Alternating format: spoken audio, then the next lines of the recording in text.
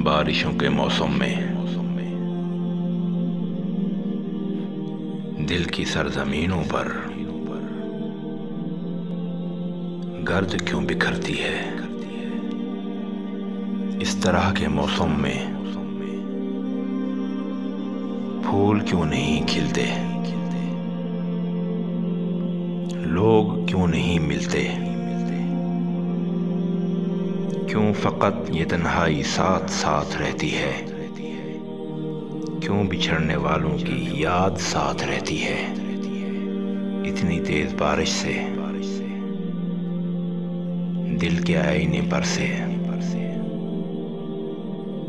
अक्स क्यों नहीं धुलते, जख्म क्यों नहीं सिलते, नींद क्यों नहीं आती। बारिशों के मौसम में आंख क्यों बरसती है, अश्क क्यों नहीं थमते। बारिशों के मौसम में